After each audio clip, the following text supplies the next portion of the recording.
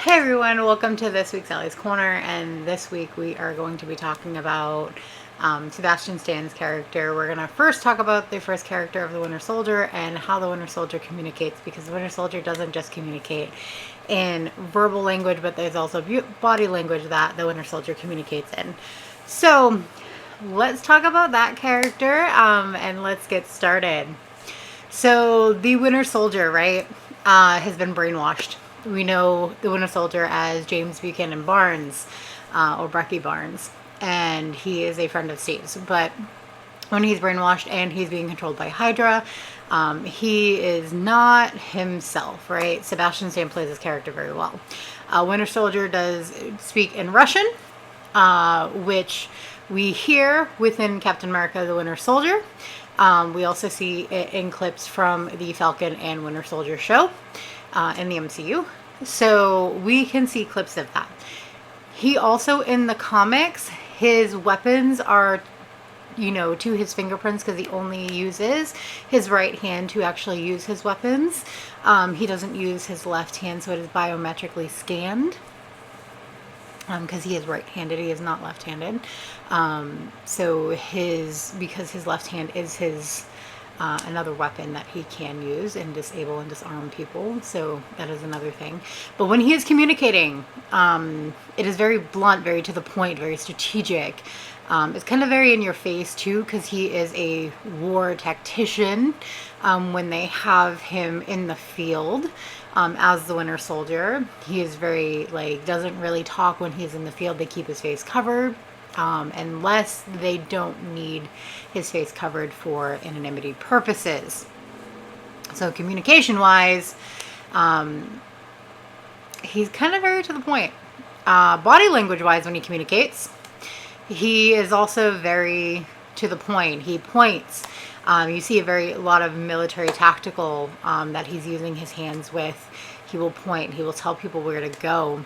And then right before they wipe him, he's scared and he doesn't want it to happen. And you can see parts of Bucky Barnes actually coming out, which is hard. It's hard to see that. That man has been through so much trauma with becoming and transforming into the Winter Soldier. We can actually see that and see how that is forming. Him as the Winter Soldier is very hard lined. The communication through the outfits he wears, knows that himself is not able to put on his outfits by himself with all the buckles that are all over it. He has to have help to put that on. We're not talking just the pants. We're talking the actual vest that he has to put on. That he has to have help putting that on, because he wouldn't be able to strap all those straps in by himself. It is made to dehumanize him. So communication-wise, he's made to be very dehumanized in that aspect. He's made to be an animal. That's who they stick on people. So he's made not to be human. He's made to be more this is who we send out when we need to put things together. So he's not made to be very human. So he kind of talks in a very animalistic way. When he talks and when he speaks in Russian, because he can speak multiple languages. He tends to speak in Russian most of the time when he's in the field, unless he has to speak English, then he speaks English. As the Winter Soldier, we're not talking about him as Bucky or James. And he's very tactical, very to the point, very direct, very blunt. Doesn't care if it offends people, doesn't care if it pisses people off. He knows what his mission is and what's on the line. Doesn't care if he hurts other people in the process, because he has to get that initiative done or that mission done. And Sebastian played that character really well. You can literally see the transformation in that character from, if we're talking the Captain America Winter Soldier movie, from the time that he's introduced and for the time that he's very tactical, and from the time that he steps on that screen to the time that he's at the end and saving Steve. That communication body language wise has changed. You can see visions of Bucky coming back through into that character, to where he is bringing back to his humanity is coming back, when he starts recognizing who Steve Rogers is and not just Captain America. So his humanity is coming back in. He's breaking through those trigger words that they use to control him. That man has been brainwashed. His mind has been erased. He has a lot of damage that has been done to him. Also, the scarring on his left shoulder, it looks like at some point he tried to tear it off. In the comics, if you have read the comics, they put a arm on him that's more iron, and it starts to rust. And he tries to claw it off at some point because he's getting like a blood infection, so then they replace it, and then he gets his vibranium arm, or he gets some arm that's less of vibranium.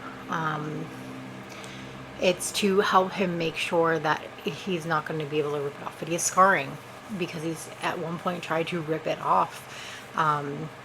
Hydra really did a number on Bucky, and made him that Winter Soldier. They kept him in cryo, so he's missed world events that he didn't know. He's also another man out of time. He's got to experience some things that are more in time than Steve did, but it's a lot of it is he is a man out of time. He was kept in cryo for things until they needed him, so they kept him in cryostasis, and frozen until they needed what they needed as their reinforcer to come in and make everything right if they couldn't handle it. And I think that shows a lot about what Hydra does, or what Hydra is. They try to, they were trying to control the world, and he was their dog that they would send out to try to get things under control. When he communicates body language wise, it's very like blocky. When he walks, it's very like marching, very and it's not a he's stealthy. Like, don't get me wrong, like this man could sneak up on you and murder you in your sleep and you would have no fucking clue that he's there. But he's also like, when he wants to make a scene, he is stomping around. He rolls his feet heel toe, even in combat boots when he's trying to be stealthy. He appears out of nowhere, like he scares Alexander Pierce at one point when he's just sitting in his kitchen. All you see is the eyes, with everything else being black. It really comes across as like very mysterious, very, you don't know what the hell to expect. But he's also brainwashed. Like, he has certain initiatives or certain orders that he's given that he has to go through and he has to talk about. And then if we get into the character of Bucky, right? So Bucky Barnes, or James Buchanan Barnes, like, we go back to the 40s prior to all of this, or the 30s and 40s prior to all this happening, prior to World War II. He's Captain America's best friend.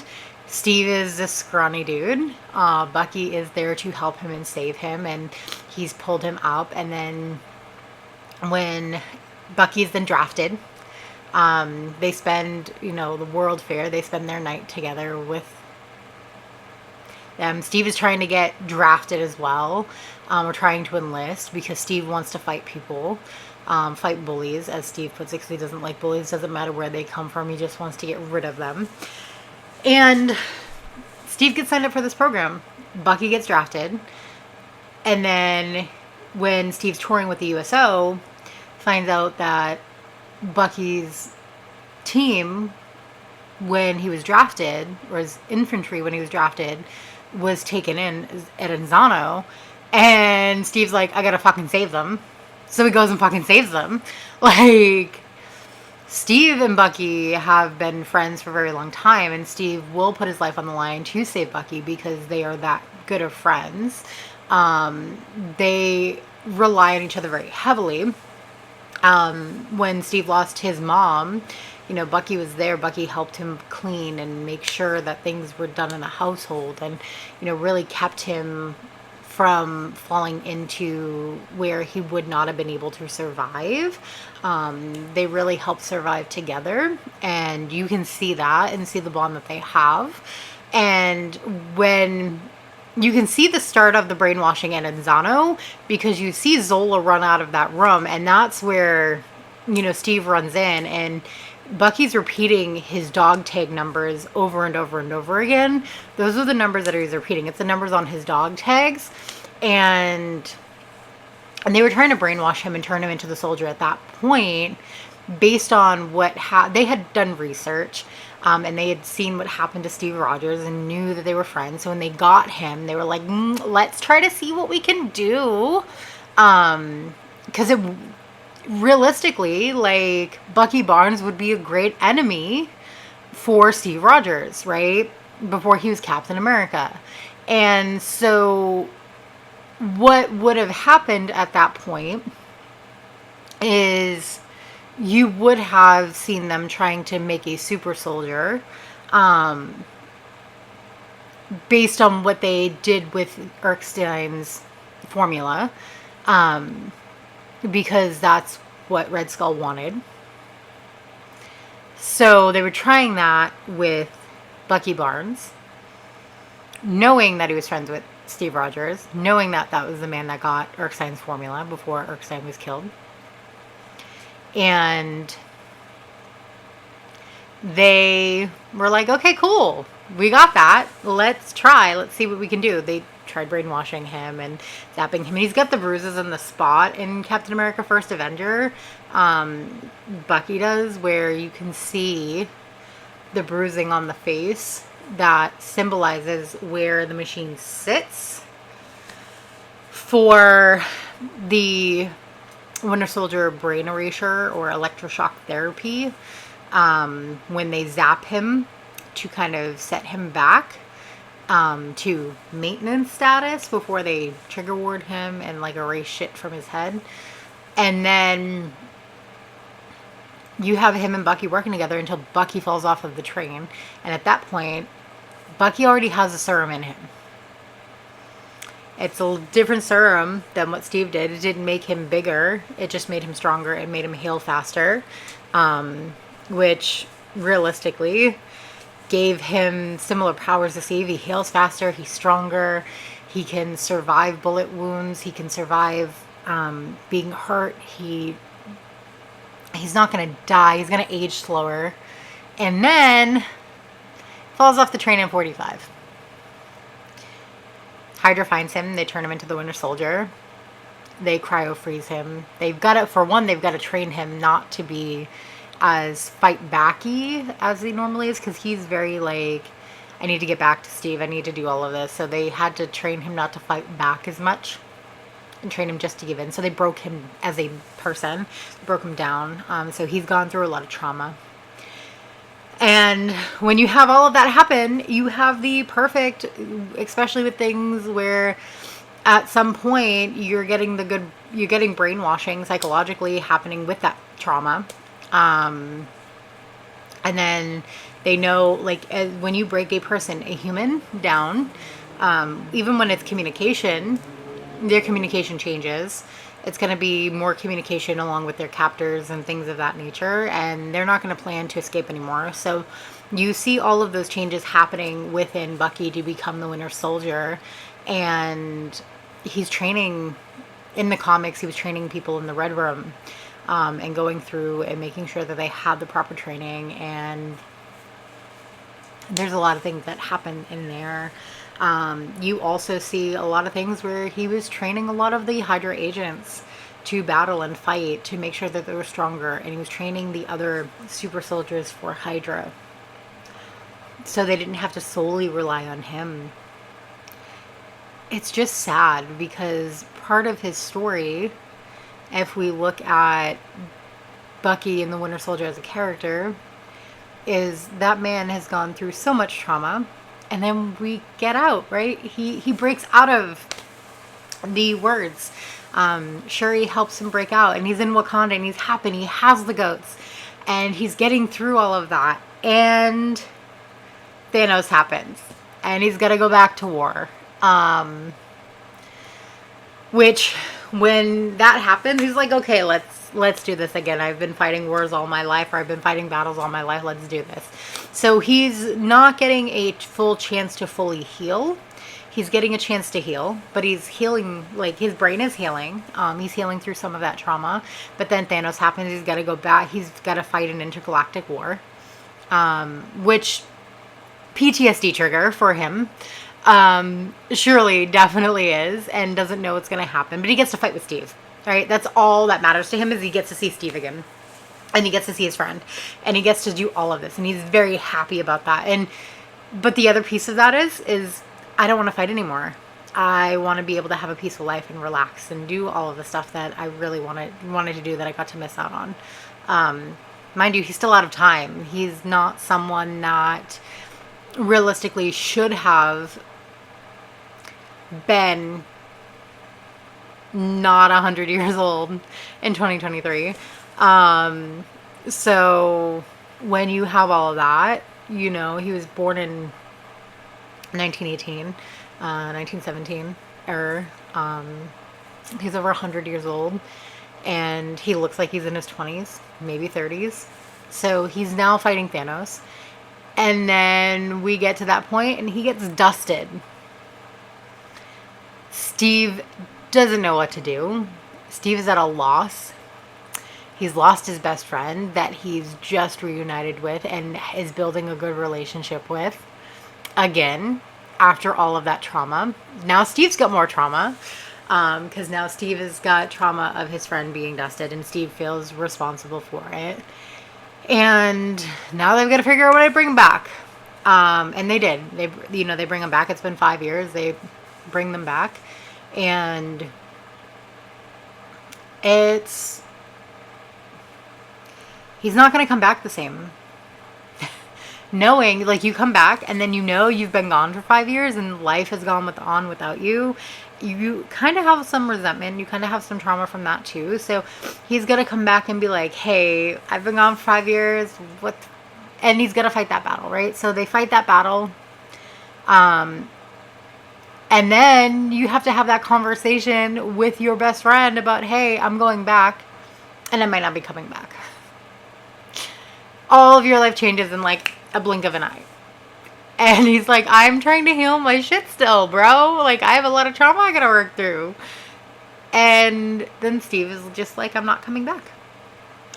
So he lost his best friend. And he didn't get to spend time with him after he came back for very long. So he doesn't have that connection anymore. He feels like he's alone. He feels like everything that he does now has to be because Steve would have wanted him to do it. It's not that he necessarily wants to. He has to be good because of Steve, right? So now he's trying to build a purpose around his best friend who's no longer there. And then we go into the Falcon and Winter Soldier series, and it's Bucky.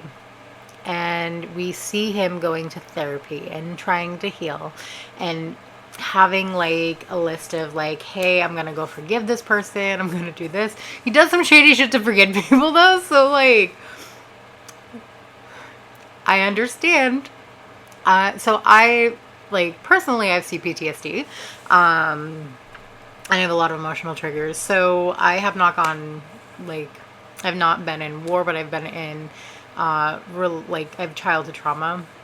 So a lot of what he does in Falcon and Winter Soldier, I can definitely understand from that perspective. I relate really well to the character of Bucky Barnes based on some of the trauma that he has gone through. With the manipulation and brainwashing, things of that nature, because I went through a lot of that within my childhood from my mom. So that whole thing, I'm like, I very much understand where you're going with all of this, but he's like trying to forgive people, but he does it in a shady way, like locks them in their vehicles and sits behind them, like, or walks up to their cars and they can't get out of their vehicles. He's like, hi, I'm James Buchanan Barnes, and I forgive you. Like, bro, stop doing shady shit. But he's like, I'm not causing anybody harm. Like, he doesn't see it as harmful, and I get it. Like, he's just trying to make sure that he gets what he feels is forgiveness, without causing any harm to people. I get it. Sam gets the shield, puts it away, doesn't get it. John Walker gets it, and then he's like, Sam, you gotta get that shield back, bro. Like, he's like, Sam, Steve wanted you to have it, go get it. And for, like, talk to Sam about really taking over as mantle as Captain America, and it like shows him what it's like to have other Captain Americas. And I think that's where people start realizing, or Sam starts realizing, maybe Bucky's not as out there as he thinks, or his ways aren't out there. But he does some, like, he breaks Zemo out.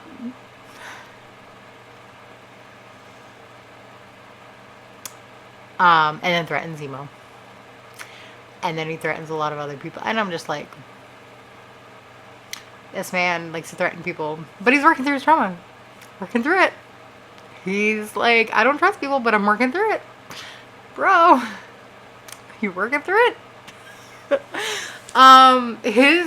He's gotten more hilarious because, like, I find him in The Falcon and Winter Soldier as just, like, funny and hilarious. Like, Sebastian plays him really well, and I'm excited to see where Sebastian takes Bucky going forward. Because Bucky is such a well-rounded character. Like, if you read the comics and go through and you see Bucky is fucking hilarious, and because of his trauma, he says some off-the-wall shit, or does some off-the-wall shit too. Like, it's just there because he's still processing a lot of this. So his communication can be very like, what the fuck? But it's because he's gone through some trauma, and he's gone through it, and he's like, hey, this is what it is, and this is why I do it. So, but the other aspect of it is he's very, like, to the point, like, bro, this is what it is. He's also very into fantasy, and nobody realizes that. He's a nerd. He reads, like, even in the 40s, he was reading all the time. In 30s, he's very much into reading and very much is a nerd, and nobody really understands that about Bucky or about James Buchanan Barnes.